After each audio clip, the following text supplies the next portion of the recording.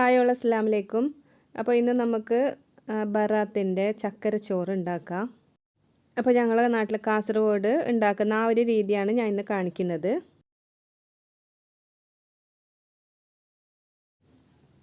ഞാനിവിടെ 2 കപ്പ് അരി എടുത്തിട്ടുണ്ട്. ചോറ് ഉണ്ടാക്കുന്ന അരി മട്ട റൈസാണ് ഞാൻ എടുത്തിട്ടുള്ളത്. അപ്പോൾ ഇത് നന്നായി കഴുകിയിട്ട് കുക്കറിൽ ഇട്ട് കൊടുക്കാം.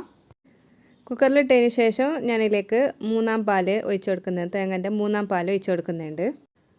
അപ്പോൾ പാല് കുറവുണ്ടെങ്കിൽ അതിലേക്ക് ഒരു 2 കപ്പ് വെള്ളം ഒഴിച്ചെടുക്കുക. ഇതൊന്ന് 5-6 വിസിൽ വരുന്നവരെ വേവിച്ചെടുക്കണം.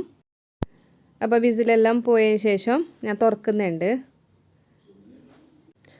ഇനി ഒരു ചട്ടിയിലേക്ക് ഇട്ട് കൊടുക്കാം. അപ്പോൾ ചട്ടിയിലേക്ക് ഇട്ട് കൊടുത്തിട്ടുണ്ട്. ഇനി ഇതിലേക്ക് 2-ാം പാൽ ഒഴിച്ച് കൊടുക്കുന്നുണ്ട്. ഞാനിത് ഒരു തേങ്ങൻ്റെ നല്ലൊരു മീഡിയം തേങ്ങൻ്റെ 1-ാം പാലും 2-ാം പാലും 3-ാം പാലും എടുത്തിട്ടുണ്ട്. പിന്നെ 2 കട്ട വെല്ലം ഇട്ട് കൊടുക്കുന്നുണ്ട്. ഒരു 400 ഗ്രാമെല്ലാം ആവും ഇത്.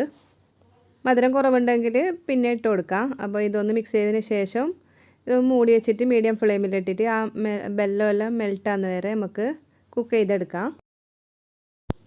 അപ്പോൾ വെല്ലമെല്ലാം മെൽട്ടായതിന് ശേഷം ഞാൻ ഇതിലേക്ക് 1-ാം പാൽ ഒഴിച്ച് കൊടുത്തിട്ടുണ്ട്. അപ്പോൾ അതിൻ്റെ വീഡിയോ എടുക്കാൻ വിട്ടുപോയി. അപ്പോൾ ഇപ്പോൾ പാലെല്ലാം ഒഴിച്ച് കഴിഞ്ഞിട്ടുണ്ട്. ഇനി ഇതിലേക്ക് കുറച്ച് ഉപ്പ് ടേസ്റ്റ് ബാലൻസ് ചെയ്യാൻ വേണ്ടിയിട്ട് ഇട്ട് കൊടുക്കുന്നുണ്ട്. ഇനി ഇതൊന്ന് നന്നായി തിളപ്പിച്ചെടുക്കണം. അപ്പോൾ ഞാനിട്ട വെല്ലം ഇപ്പോൾ കണക്കായിട്ടുണ്ട്, കുറഞ്ഞിട്ടൊന്നുമില്ല. പിന്നെ ഇനി ഇതിലേക്ക് കുറച്ച് ഏലക്കപ്പൊടിയും ചേർത്ത് കൊടുക്കുന്നുണ്ട്. ഇനി ഇതൊന്ന് നന്നായിട്ട് മിക്സ് ചെയ്തിട്ട് തിളച്ചതിന് ശേഷം ഫ്ലെയിം ഓഫ് ചെയ്യാം. പിന്നെ ഇതിലേക്ക് അണ്ടിപ്പരിപ്പ് മുന്തിരിയെല്ലാം ഫ്രൈ ചെയ്തിട്ട് ഇഷ്ടമുണ്ടെങ്കിൽ ഇട്ട് കൊടുക്കുക. അപ്പോൾ എനിക്ക് അത്ര വലിയ ഇഷ്ടമൊന്നുമില്ല, അങ്ങനെ അതുകൊണ്ട് ഇട്ട് കൊടുക്കുന്നില്ല.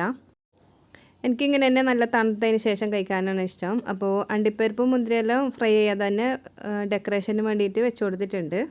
അപ്പോൾ ഇതാണ് ഞങ്ങളുടെ നാട്ടിലെ ചക്കരച്ചോറ്. അപ്പോൾ നിങ്ങളുടെ നാട്ടിൽ ചക്കരച്ചോറ് ഇങ്ങനെയാണ് ഉണ്ടാക്കുന്നതെങ്കിൽ കമൻറ്റ് ചെയ്യാം. വീഡിയോ ഇഷ്ടപ്പെട്ടാൽ ലൈക്ക് ചെയ്യാനും കമൻറ്റ് ചെയ്യാനും ഷെയർ ചെയ്യാനും സബ്സ്ക്രൈബ് ചെയ്യാൻ മറക്കണ്ട. പുതിയൊരു വീഡിയോയുമായി ഇനിയും വരാം. അതുവരെ bye, take care, thank U.